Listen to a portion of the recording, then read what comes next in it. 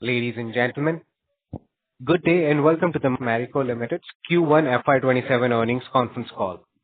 We have with us the senior management of Marico, represented by Mr. Saugata Gupta, MD and CEO, and Mr. Pawan Agarwal, Group CFO and CEO, International Business.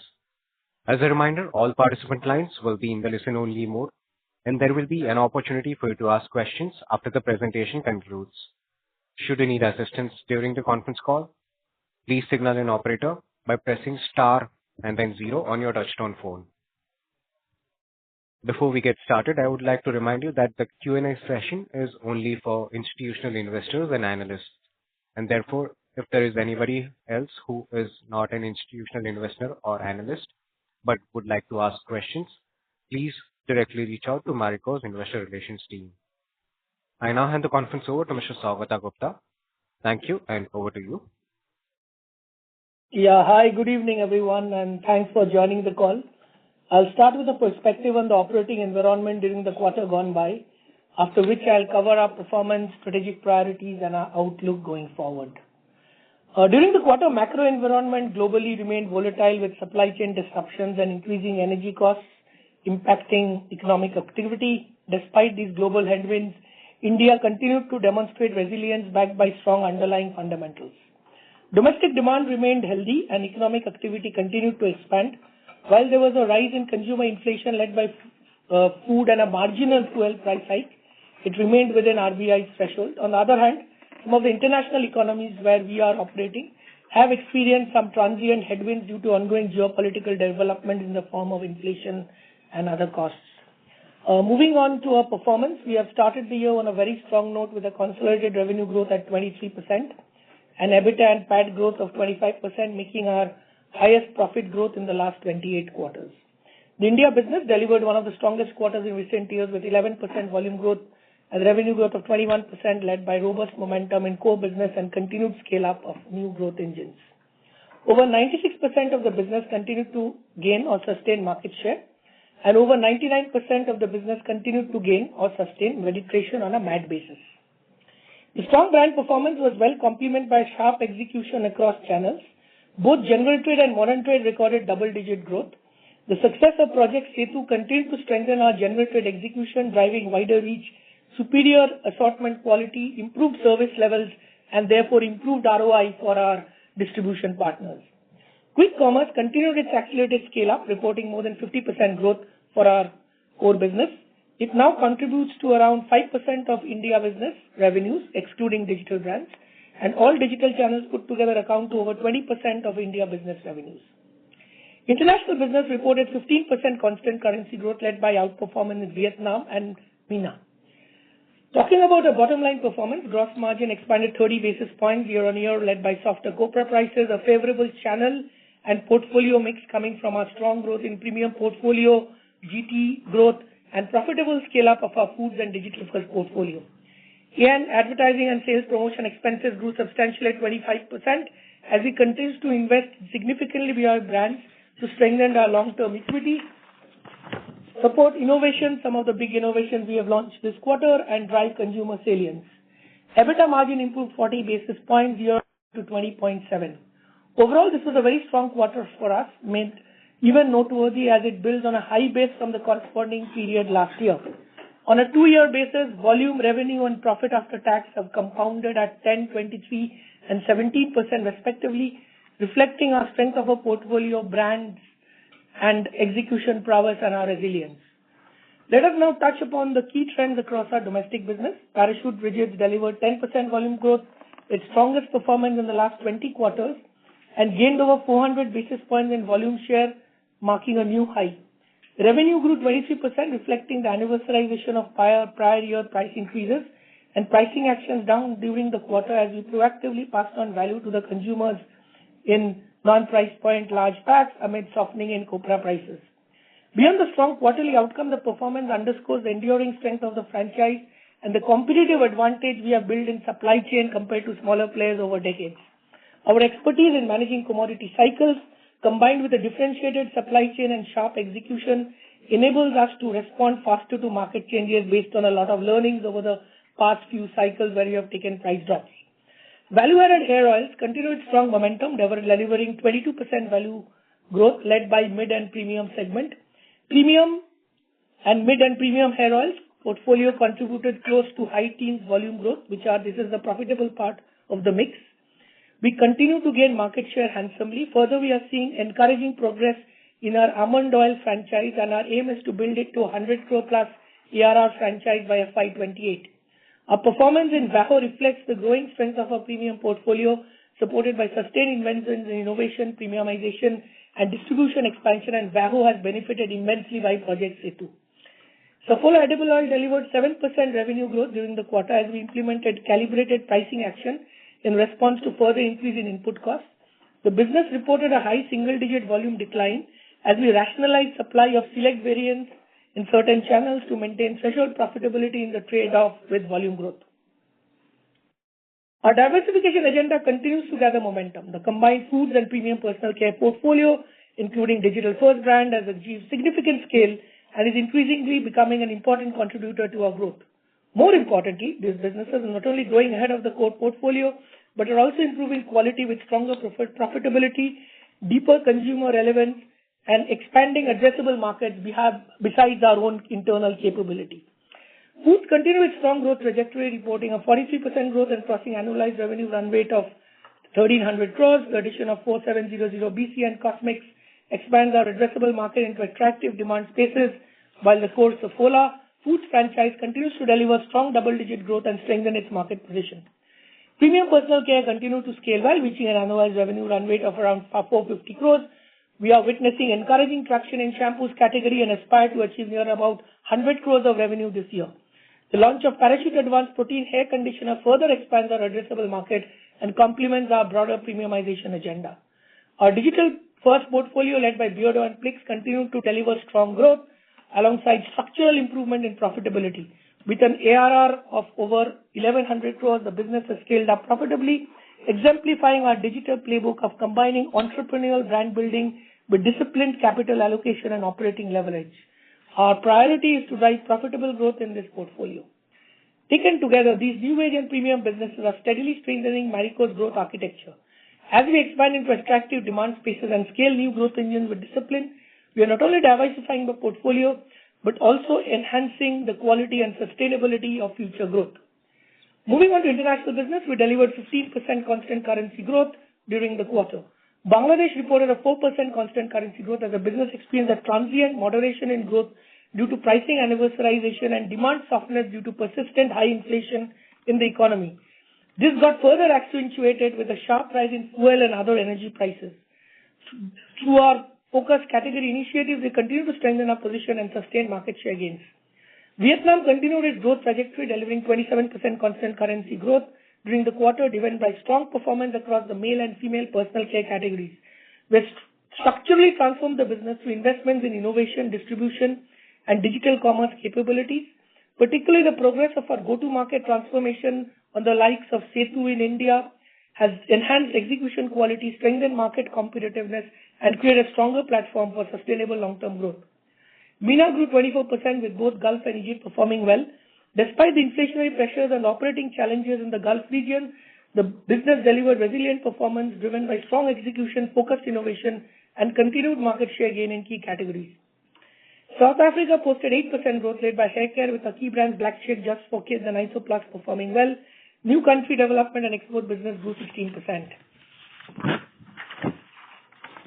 Summing up, we have delivered a strong all-round performance this quarter, setting a solid foundation for the year ahead.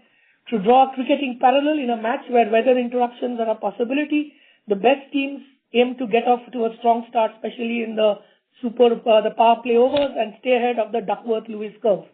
In much the same, we are looking to build momentum early in the year, positioning ourselves stronger to navigate any volatility that may rise later and deliver our fuller aspirations with greater confidence. Looking ahead, while global economic challenges persist, we remain optimistic about the consumption trends in India and believe that the strong fundamentals will continue to support economic activity in the country. We will continue to monitor the evolving inflationary conditions and progress of the monsoon, but so far the government has done a fantastic job insulating consumers from any significant inflation. Some of the international geographies, however, could experience macro headwinds, due to the inflationary pressures. However, we are confident in our ability to navigate well through these short-term phases. Despite this global supply chain disruptions, we have maintained strong supply chain assurance through strategic positioning of raw materials, packaging materials, and finished goods because of our extreme agility. In the near term, we remain focused on driving top quartile outcomes. The strong start to this year has set us well to achieve our full year aspirations of delivering double-digit revenue growth to cross 15,000 crores easily. We are confident of achieving high teens EBITDA growth and aspire to touch 20% EBITDA growth during this year. We expect India to deliver high single-digit volume growth and international business to deliver mid-teens constant currency growth. We will certainly try and hit another double-digit quarter in India growth sometime in the next 3 quarters. On the cost front, we are witnessing divergent trends. Copra prices have corrected meaningfully. While it has seen some upward bias recently, we expect prices to be range-bound at around 35% lower than the last year's peak levels. On the other side, crude and vegetable oils continue to exhibit an upward bias, and consequently, we expect input costs to be relatively higher in Q2. As we advance towards the Vision 2030 to achieve 20,000 crore in revenues with mid-teens EBITDA CAGR, our focus remains clear: strengthen our core franchises, expand into adjacencies where we have a right to win, scale up our digital businesses profitably, and further diversify our international growth engine. To anchor the next phase of our growth journey, our EDGE framework, expanding total addressable market and portfolio, enhancing distribution and digitization, growing profitably, and creating an empowered organization will serve as a backbone for translating our strategic priorities into measurable outcomes. We are building larger growth engines by strengthening core categories to sustain investments and wider portfolio participation across consumer cohorts, formats, and channels. Simultaneously, we are driving a structural shift in our portfolio towards the premium and more profitable categories by taking bigger, bolder bets. We are already reaping the benefits of GTM transformation led by our Project Setu in India and now Vietnam. The next leg of our journey will focus on sharpening execution through use of smart analytics, AI, and integrated digital ecosystems. Profitable growth is pivotal to our strategy. We are reducing the share of commodity-linked businesses and progressively shifting our portfolio towards categories that are more profitable. As a result, our portfolio is being designed to compound more profitably with stronger unit economics, lower cyclicity, and better operating leverage over time.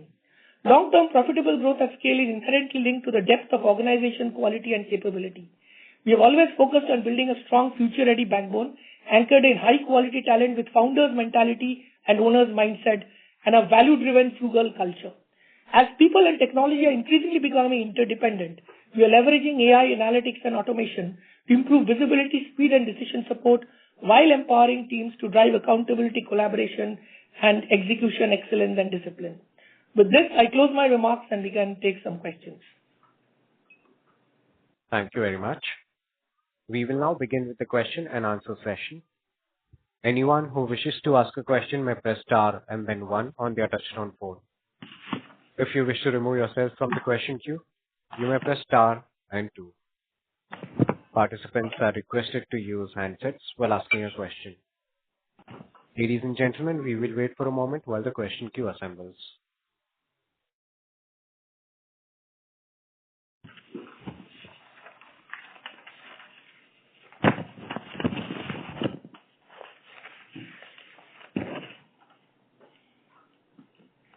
First question comes from the line of Abneesh Roy with Nuvama. Please go ahead.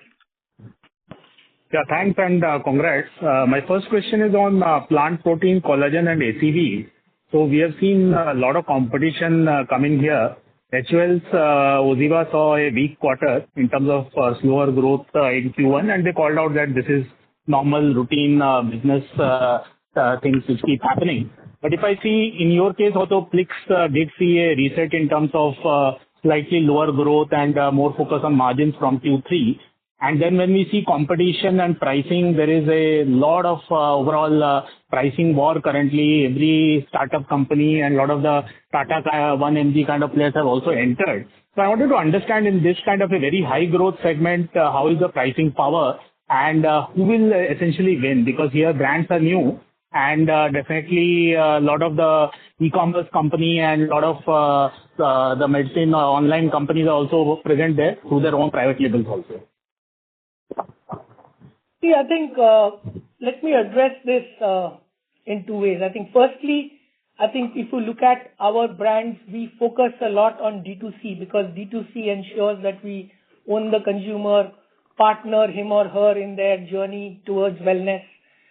We look at LTV by CAC, return, repeat rates, and we believe that they are healthy. Obviously, you can do performance marketing-led spends in a particular channel and grow, but that is not sustainable.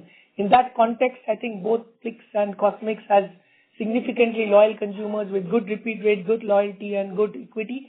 We also are using other channels to grow. Yes, there is competition, and sometimes, sometimes what happens in categories like protein or ACV, it is good to have 2-3 players who are developing the category, because otherwise the category, it's important to have category investment to convert a fad into a habit. And we believe in both the categories we participate, it's a habit. Having said that, as you know, Plix has also pivoted successfully towards premium personal care, which is plant-based hair and skin food. There's a journey to be had for Cosmix in the VMS space, and therefore we'll not restrict ourselves to only plant protein and ACV for both these brands. And we are extremely confident of these brands giving sustainable, profitable growth. And as you know, Cosmix already, when we acquired the brand, had a high teens, mid to high teens profitable growth. Sure. My second question is on the almond hair oil 100 crore brand by FY28. That's a very aggressive number. In the past, other hair oil companies have also tried this without much success. So if you could tell us, apart from, say, aggressive pricing, what else is needed here? Because the number one player in this segment also seems to be doing quite well.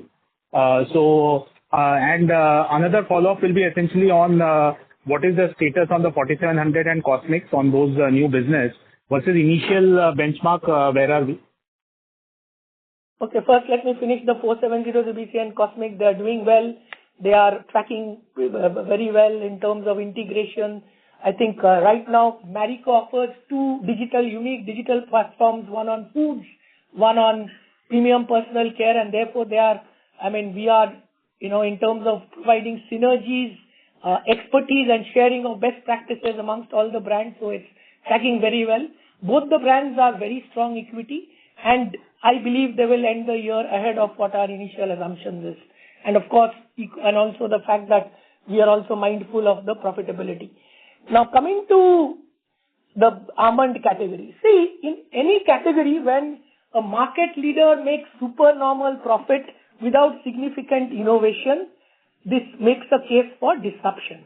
And we have proven that with Amla when we started the journey. I think once upon a time we were 9%, the leader was 78%, and then we achieved market leadership. I believe that there is a case for disruption in this category. We have, I think the last 1 or 2 years, our resource allocation matrix where we focus on fewer, bigger, better, bolder in terms of K2, which has given us access to distribution, has given a case for that we can take a critical market share in this category. Our ability to execute has, I think, be reasonably, today it's a machine which is executing this, and therefore I believe given that the size of the category, 100 crore is a fair ambition. So thanks, that's all from me. Thank you. Thank you. Your next question comes from the line of Mihir Shah with Nomura. Please go ahead.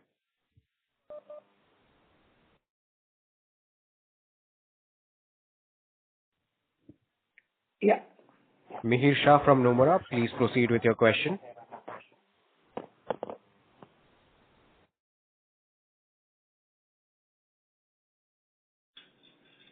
Hello, am I audible now?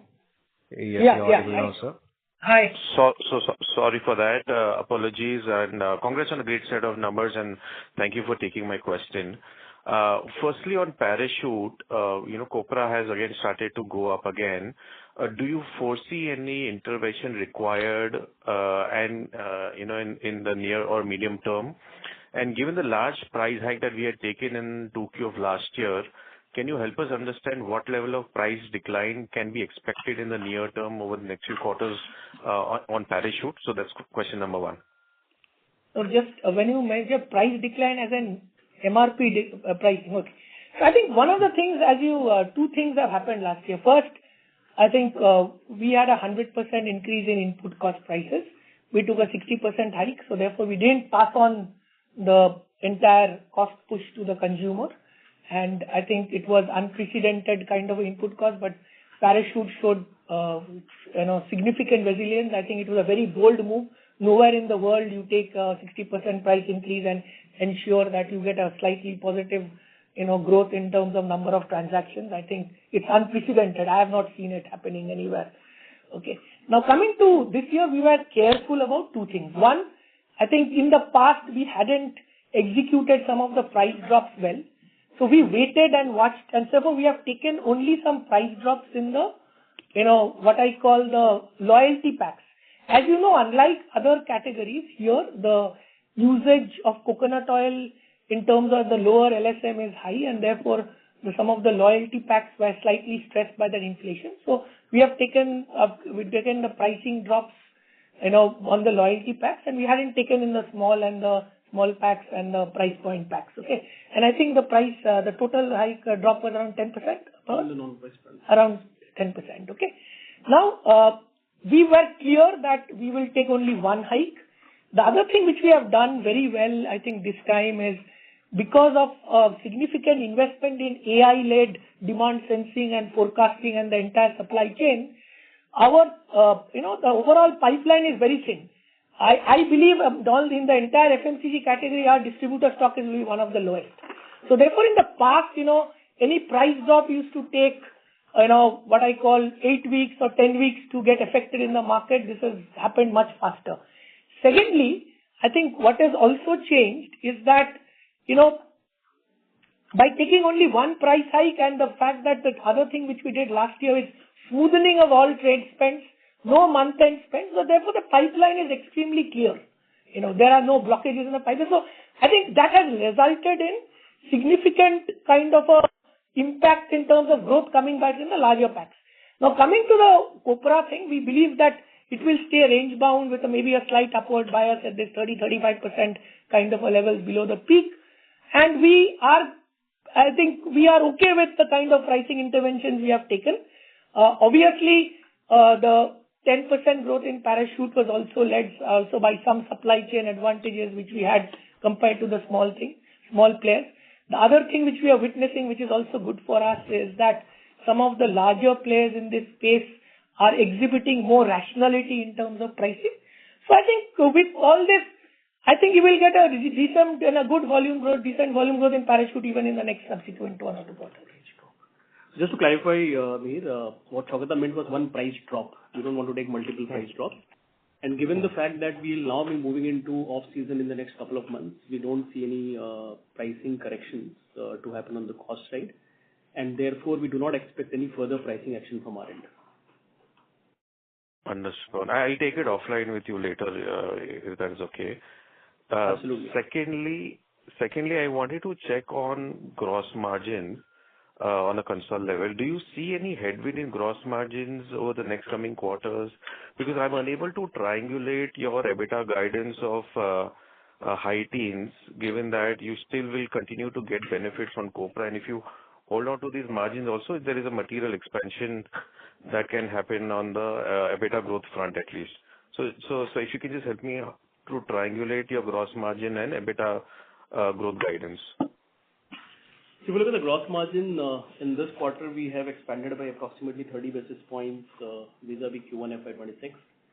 Now, while there are benefits with respect to consumption on the copra side, but at the same time, we also have to be mindful that with respect to crude-led derivatives on LP and polymers, there is a significant cost push. For example, on both these items, the cost increase has been anywhere in the range of 60 to 70%. So it will be a mix of both the gains coming in from the consumption of lower copra prices that we witnessed in Q1, but at the same time, higher impact on account of LP polymers as well as edible oil prices. And we have not really passed on the entire hit to the consumers.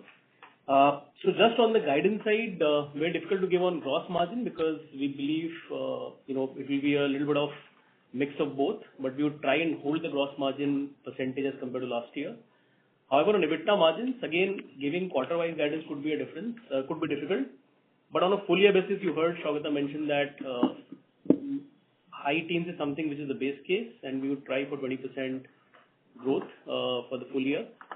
And if you do the reverse math and if you see that 15,000 crores is something that we should definitely deliver, then the reverse math would suggest that, EBITDA margin could expand in the range of about 140 to 150 basis points as compared to last year.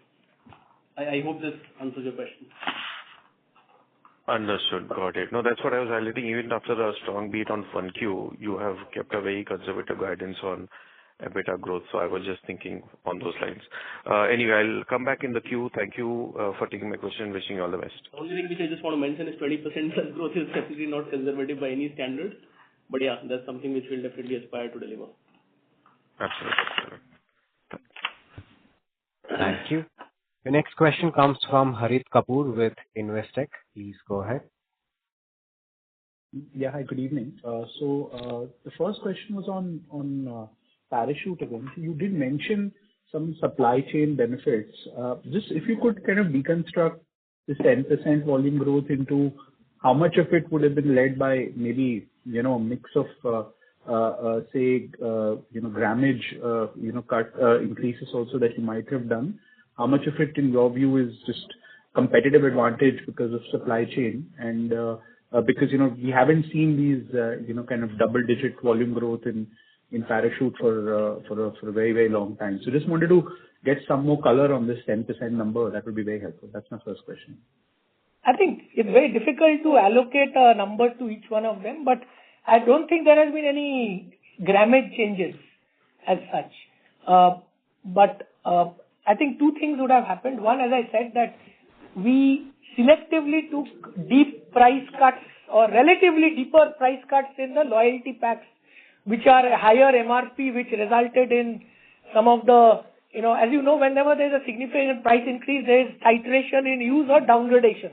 That took care of the downgradation, The second thing is, whenever there are supply chain challenges, which is respect to whatever packaging material, which could respect to fuel or anything, obviously smaller players, they are impacted more compared to us, and therefore we ensure there are no supply chain challenges. And thirdly, I think we have executed the price drop phenomenally well compared to in the past, whether it's respect to pipeline management, whether it's respect to scheme management, waiting and watching and taking one price drop. And lastly, as I said, the fourth factor could be that maybe compared to the past, some of the organized competition is a little more rational and focused on not selling below at negative gross margin. Just to clarify one thing, Harit, if you're referring about the MLH cuts that we had taken in the price point pack last year, which is rupees 10, rupees 20. Now, as the copra prices have deflated, I want to clarify that we have not increased the MLHs. So this 10% volume growth is the organic volume growth. Having said that, yes, 10% is an aberration. We don't really expect ourselves to keep delivering, high single digit or 10% volume growth for the year. We would want to maintain the guidance of mid-single digit for the Parachute. But just to clarify, yes, we have not upped the grammage in the price point pack that we had cut down last year. Got it. Very clear. The second part was, how do I look at your 11% volume growth for the quarter? Is that like a like-to-like number? How do you calculate that number? Because you have had additions in the portfolio over the last 3-4 months in terms of new acquisitions. So when I look at this 11%.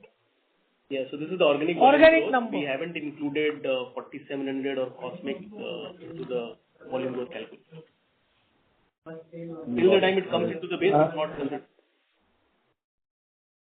The third one was on A&P. Last 2 quarters, the A&P growths have been, fairly, modest. This quarter also, I think 9% growth at a consolidated level.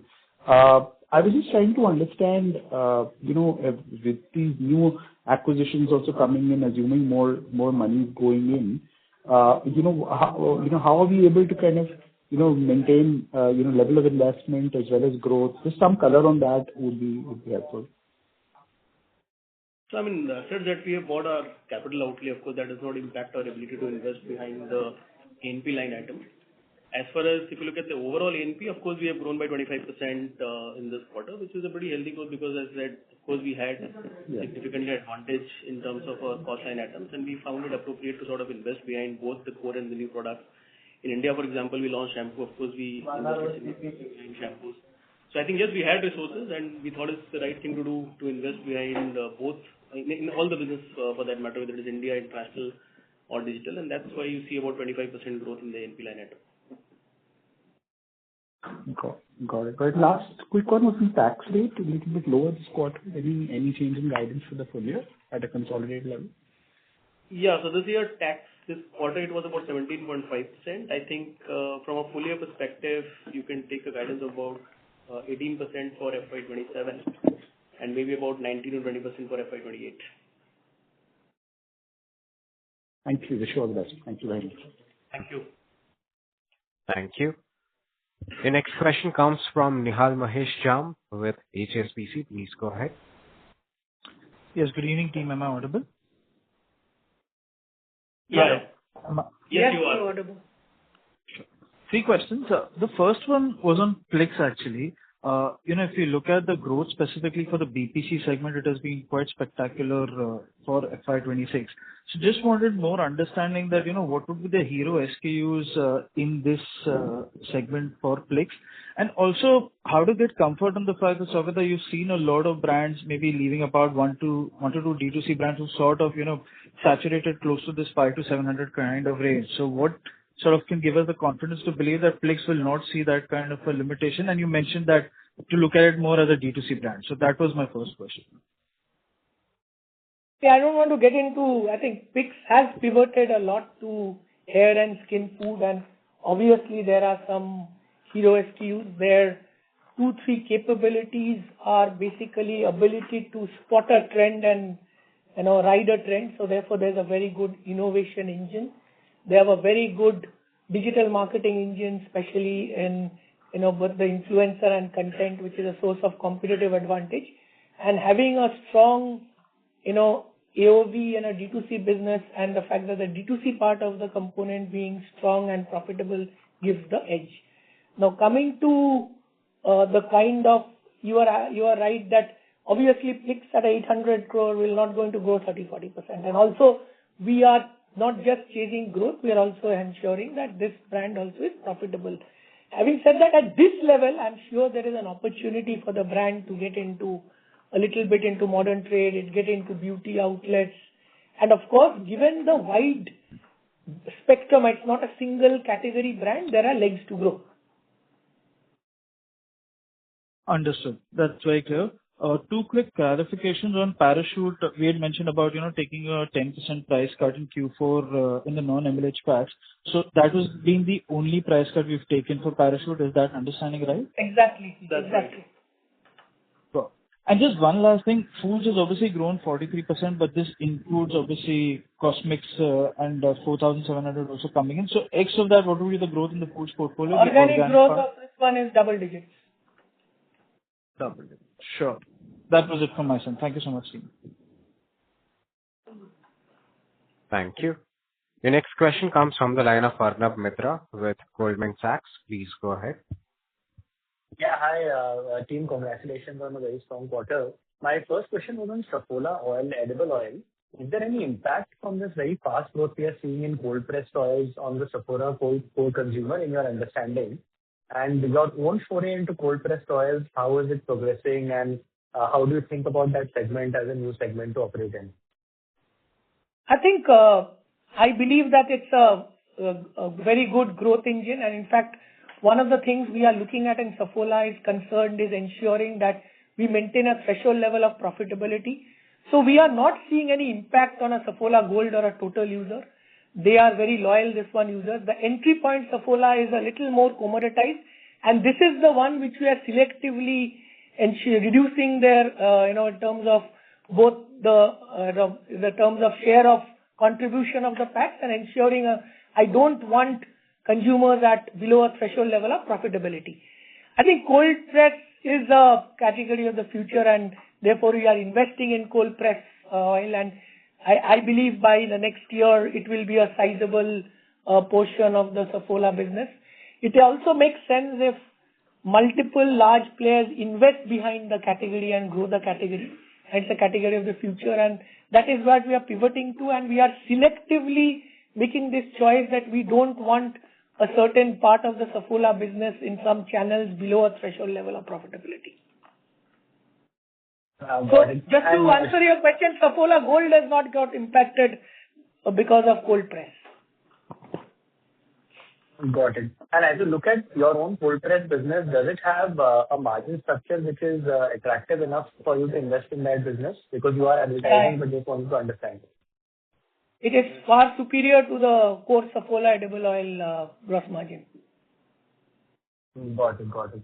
My second question was on your premium personal care. There you've done a 450 crore plus ARR. There seems to have been some significant improvement there sequentially and also YOY. So is this to do with the launch of shampoo and generally the strategy? I mean, do you want to play it as a mainstream shampoo player, or what is the thought process behind this entry into shampoo? I think we want to obviously play as a mainstream shampoo player. I think if you look at it, I think we now have learnings. We have a shampoo portfolio in almost all the big international markets. We have done relatively well. I wish I had launched this 10 years ago, but it's maybe 10 years late, but better late than never. And I believe that with a strong equity, people want naturals as a space for Parachute Advanced. I think the mix looks good, and just like we have done fairly well in Bangladesh or Middle East with Parachute, we are extremely confident that we will get a critical mass, and therefore our first step is to get 100 crores in the first year. So far, I think it's very encouraging, and what has also helped is because of Setu, we now have very good quality direct market execution, and we don't want this product to just go through wholesale, but direct market execution. And therefore, the results are encouraging, and I believe over the next 3-4 years, this will be one more big pivot of growth and our premiumization of the core along with Almond. Got it. Very helpful, Saugata. Thanks. That's it from my side. All the best. Thank you. The next question comes from the line of Ajay Thakur with Anand Rathi Securities. Please go ahead. Hello, sir. Thanks for taking my question. So wanted to understand a bit more on the VAHO growth. If you can just throw some light in terms of the breakup between the value and the volume growth in the segment for VAHO. And given the fact that the base might be catching up with VAHO maybe in a quarter or two post GST rate cut, so can we expect this momentum to be maintained going forward, like a mid-teen kind of a growth? Yes, I think Saugata alluded to this on his opening remarks that while we are focusing on mid and premium segment, and that segment has delivered high teen growth in volume terms. Of course, value growth is even higher.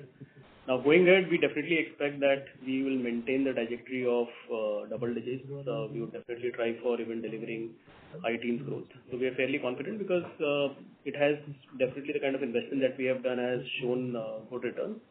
Plus also the continuous investment in Setu is something which is really helping us grow in this segment. So yes, we are confident that we'll be able to maintain this trajectory.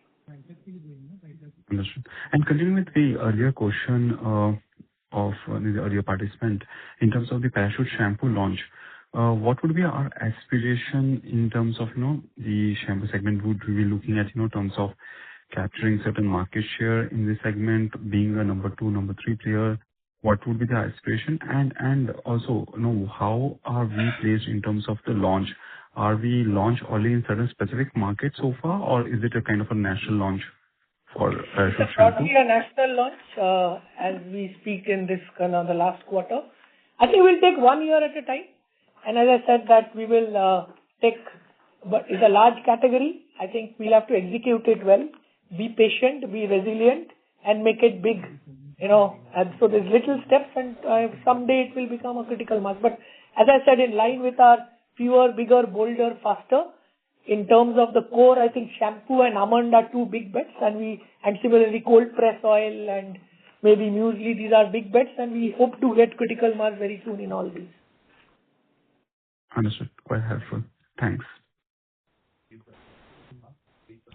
Thank you. The next question comes from the line of Siddharth Negandhi with CWC. Please go ahead. Right. Congrats on a good set of numbers.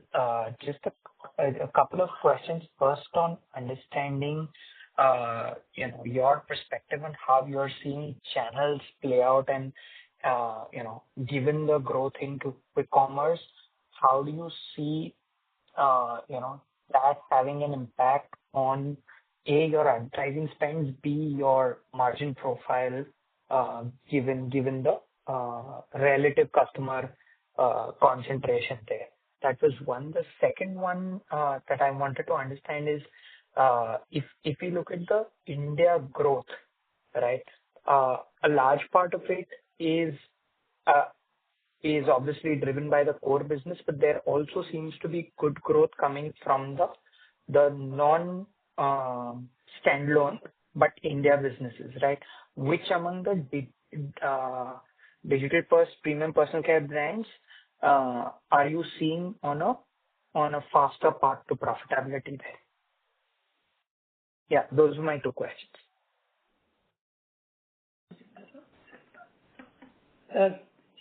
Okay, channel, yeah. See, I think I am a little old-fashioned person, I believe in an and theory and not a or theory as far as channel is concerned. What has happened over the last 5-7 years is that the entry barriers to the organized trade has significantly gone down. So today, anybody with some capital can set up a 100 crore brand, throw money and get some market share. But what has not changed is my belief, India being such a large country, the entry barriers towards having a solid GT distribution remains, and especially in rural India, middle India, this is something which we don't talk about because we only see that people like us, and the rural part of it. We consciously invested behind this and strategy in the last 3-4 years. I think we have ensured that our distribution partners make significant ROI profitability. We invest behind technology. We invest behind direct distribution. And therefore, GT can be a source of continued advantage, sustainable competitive advantage will continue to be in the next 5-7 years. We believe alternate channels are a source of driving premiumization as well as a test market for innovation. And we have been avoiding cannibalistic growth. So therefore, I think that's the reason if you have multiple levers of growth and not depend on one channel. In fact, that's one of the shifts we did 2-3 years ago when we realized that we must pivot and that's when the operation or other project Setu started. So I believe India is a place of immense opportunities and there is opportunities for all the channels to grow. Having said that, I think quick commerce has established itself, and I think quick commerce is unique to India where because of certain factors, quick commerce is bound to grow. And we are investing behind quick commerce. What helps us is those 6-7 digital brands, and therefore we are a very big quick commerce as well as this one players. Having said that, one trend we are seeing is there has been a slight slowing down of growth in modern trade and the marketplace quick commerce the marketplace e-commerce in the last couple of quarters of the last 2 years. The second question on digital, I think all the brands are growing well, but as I alluded to that for us, a 20-25% growth with profitability is much more important than growing 40-50% and burning cash. All the brands are doing fairly well. Beardo is on double-digit profitability. Plix is in high single-digit, tending towards double-digit. We acquired Cosmix, which was already on high teens profitability. We are seeing a path to profitability for the other brands over the next 12 to 18 months, but the burn is now low. And therefore, we will grow it responsibly at the same time. And I think the significant, as you see, a part of that EBITDA growth which you're going to witness this year is also contributed by the profitability movement in both food and digital brands, some through the mix and some obviously through the benefit which we have got from raw material. Sure, yeah. In fact, that's very evident where if we just look at on an EBIT level, because that's where the segment comes in, right? There is a clear 40% jump in your non-standalone India EBIT. So that is clear. Thanks. This is clear. Just to follow up on that, so it was interesting you mentioned, right, that quick commerce is seeing growth has established itself, but you're seeing a slowdown in organized trade and that channel. And considering Just let me clarify, I said relative slowdown. I am not saying a slowdown, but compared to the past, so that I want to make myself clear. Sure. Clear, Saugata. So sorry, I did not mean to allude in any way that, GT is, I mean, I'm equally clear on the fact that GT is probably still going to remain the dominant channel. That part is clear. What I wanted to understand is, on quick commerce, considering that, a large part of quick commerce is really channel shift rather than incremental demand, right? Are you seeing that channel shift happening more from modern trade or from general trade? Very difficult to say it. I think it's coming from everything, but I believe there is a certain shopper who is slightly different, which is less price sensitive, maybe more wanting convenience, I want it now. Also the kind of pack, so we ensure that there is a channel pack architecture for each channel so that it is not cannibalistic and therefore we maximize each channel, and also ensure that I think we have also test marketing, new products through this quick commerce opportunity. So we are seeing it slightly differently and so that we reduce the cannibalistic sale. Clear. Very helpful. Thank you. And all the best. Thank you. Thank you. Your next follow-up question comes from the line of Abneesh Roy with Nuvama. Please go ahead. Yeah, thanks. Two follow-up questions. One is slightly medium-term structural question on Saffola. If I see the target audience of Saffola, there is a lot of commonality with customer who uses air fryer and GLP-1. And if you see air fryer, the pricing has become very democratized and there's very aggressive advertising also. And same thing is with GLP-1 also. So I wanted to understand, yes, you're focusing on profitable growth in Saffola for the past few quarters and maybe years. But medium-term volume growth itself, is there a big question mark on Saffola because a lot of penetration has happened, and if the same customer is now cutting down because of air fryer and GLP-1, volume growth itself will become a big question mark. Volume decline is my question. How are you worried on the volume decline? I think what we are doing is a structural reset of the portfolio, saying that reset takes 1 or 2 years, where we are saying that I don't want a certain set of what I call variants which don't make a threshold cut in terms of profitability. Let me tell you, Saffola as a brand for the last 20 years encouraged consumers to use the right oil but use less oil. And in line with what the Prime Minister has spoken, we encourage consumers, and that's why the Lozop technology was being discovered and invented so that it absorbs less oil. So we have been working towards a healthier India, and I think we are attracting a certain set of consumers, and Saffola will continue to attract a set of consumers. So mid-single digit volume growth is absolutely fine. Having said that, I think it's pivoting towards food, and maybe in a couple of years, food will become the bigger part of the Saffola architecture. Last question. You have essentially mastered and pioneered the D2C acquisitions. So last 1-2 years, whatever acquisitions you have done, say 4700, Cosmix, and some of the overseas brands, how much will be Marico or your involvement in day-to-day? So how is the transition working in terms of the management? So as you know that these brands have just come to us early this year, all the 3 brands, and for a minimum period, at least 3 years, we learn these. And today, I think the way we are looking at it is, we have now, as I talked about, we look at from a platform point of view. Now have a BPC platform, we have a foods platform with common expertise and capability. They learn from each other, share resources, they share costs. And yes, I think this is the exciting part of the portfolio. In our structure, we have ensured that you have a CEO India business, you have a CEO international business, and I spend definitely a lot of time in digital. It's equally exciting. And I think we now have a playbook so that we can have tuck-in into the platform rather than looking at a fragmented acquisition. And as I alluded to in the last call when we did a special and called with all of you on the digital structure, we are more or less done. We have still 1 or 2 things to do, but I think we'll continue to experiment. I think this began as an iterative thing, and we have now have a pretty structured playbook, and we are pretty confident to have a 4,000 crore, early teens, mid, kind of a, EBITDA business by 2030.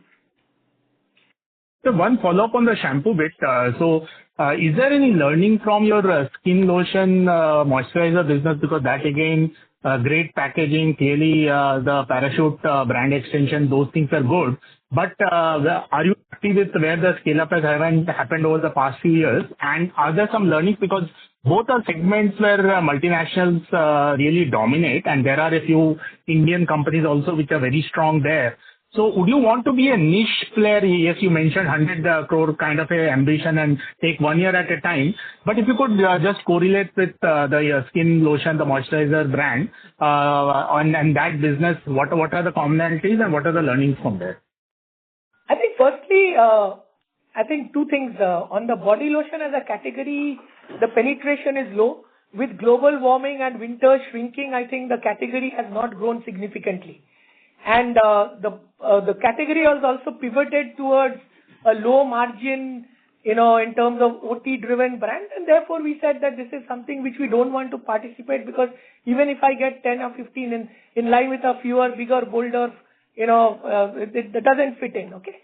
Now, shampoo, we have proven the model, and just to assure all of you that in most of the international markets we have successfully competed with multinationals.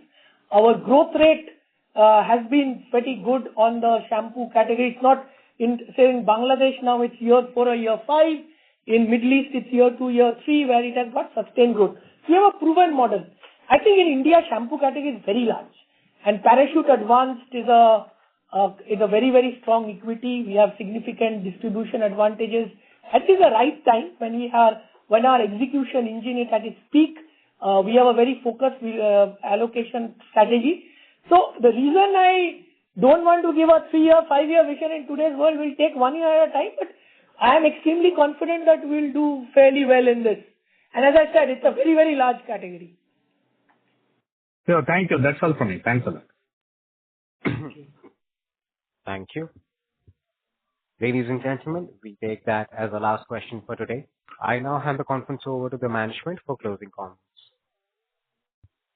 Thanks for listening in. To conclude, we've started the year on a very strong note with multi-quarter high performance across key metrics, supported by robust business fundamentals and disciplined execution. While the near-term macro environment is evolving, we are confident in our ability to navigate it effectively and deliver our full year aspiration to cross 15,000 crore mark, and at the same time aim for 20% EBITDA growth. We would remain focused on driving consistent, profitable and sustainable value creation for all stakeholders. That's it from our side. Should you have any further queries, please feel free to reach out to our IR team and they'll be happy to address. Thank you and have a great evening. Thank you. On behalf of Marico Ltd, that concludes this conference. Thank you everyone for joining us, and you may now disconnect your lines.